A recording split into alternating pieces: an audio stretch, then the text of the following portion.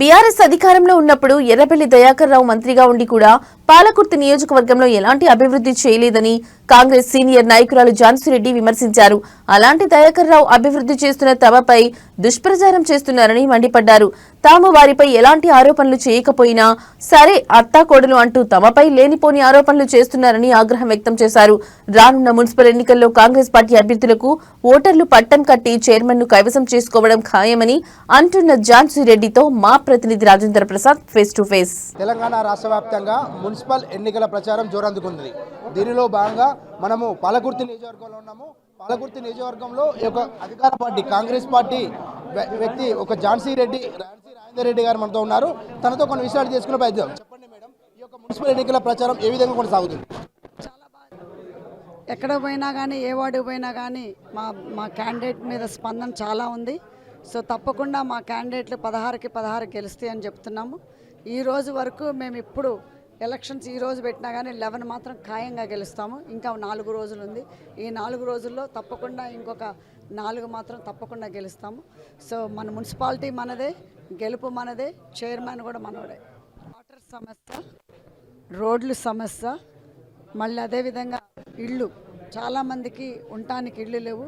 టెంట్లు వేసుకొని ఉండేవాళ్ళు కొంతమంది. మరి ఆ బిజినెస్లో ఎక్కడైతే చిన్న చిన్న షాపులు పెట్టుకున్నారో అదే షాప్ వెనక మాల ఉండేది కొంతమంది. సో అలాంటి వాళ్ళు చాలామంది ఉన్నారు. సో వీటన్నిటికి కూడా మాకు ఏప్రిల్లో 2వ విడత ఇందిరమ్మ ఇళ్ళు వస్తున్నాయి. వాటికి తప్పకుండా ఎవరైతే అర్హతలు ఉంటారో వాళ్ళకి పెట్టించే బాధ్యత కూడా మాదే. మరి అదేవిధంగా డబుల్ బెడ్రూమ్స్ కూడా మొన్ననే పొంగులేటి శ్రీనివాసరెడ్డి గారు మా ఇన్ఛార్జ్ మినిస్టర్ గారు వచ్చి అది ఇన్స్పెక్షన్ చేయడం జరిగింది. తోరూరులో, ముఖ్యంగా తోరూరులో డబుల్ బెడ్రూమ్లు. సో అవి ఆల్రెడీ చెక్ చేశారు. సో అవి తప్పకుండా అధికారులతో కూడా మాట్లాడి ఏమి చేయాలి నెక్స్ట్ అనేది ఇప్పుడు కోడ్ అయిపోయిన తర్వాత తప్పకుండా దానికి ఒక ఎస్టిమేషన్ తెప్పించి అవి నెక్స్ట్ చేయించిన తర్వాత డిస్ట్రిబ్యూషన్ అవి కూడా ఉంటాయి.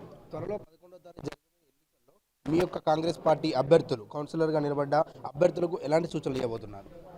మా అభ్యర్థులు ఎవరైనా కానీ అందుబాటులో ఉండాలి, ముఖ్యంగా లోకల్లో ఉండాలి.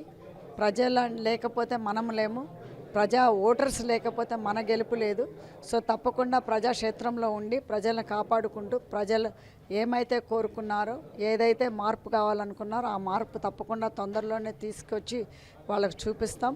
డెవలప్మెంట్ అనేది వాళ్ళు కావాలని కోరుకున్నారు, అది కూడా తప్పకుండా చేసి చూపిస్తాం. Okay, thank you madam. ఏదేమైనా పాలకుర్తి నియోజకవర్గంలో మేము అధికారంలో వచ్చినప్పటి నుంచి 2.5 సంవత్సరాల నుంచి ప్రతి కార్యక్రమంలో పాల్గొని ప్రతి ప్రజల మధ్యనే ఉంటూ ప్రజల శ్రేయస్సు కోసం పనిచేస్తున్నామని, రానున్న ఈ యొక్క 11వ తారీఖు జరిగే మున్సిపల్ ఎన్నికల్లో మినిమం 16 యొక్క కౌన్సిలర్ వార్డులో కనుక 12 మేము కైవసం చేసుకునే ఆలోచనలు ఉన్నామని, ఆ మిగతా 2 కూడా కైవసం చేసుకుని చైర్మన్ కూడా మేము దక్కించుకుంటామని, గత 2.5 సంవత్సరాల నుండి మేము ఇక్కడ ఎమ్మెల్యే గెలిచినప్పటి నుండి పాలకుర్తి నియోజకవర్గంలో పలు అభివృద్ధి సంక్షేమ పథకాలను చేశామని, ఆ ఒక్క ఆశీస్సులతోనే త్వరలో రానున్న మున్సిపల్ ఎన్నికల్లో మా కాంగ్రెస్ పార్టీ తరఫున నిలబడ్డ ప్రతి అభ్యర్థిని గెలుపు దిశగా అడుగులు వేస్తున్నారని ఝాన్సీరెడ్డి గారు తెలుపుతున్నారు. కెమెరామ్యాన్ బాలుతో రాజేంద్ర ప్రసాద్, భారత్ టుడే, వరంగల్.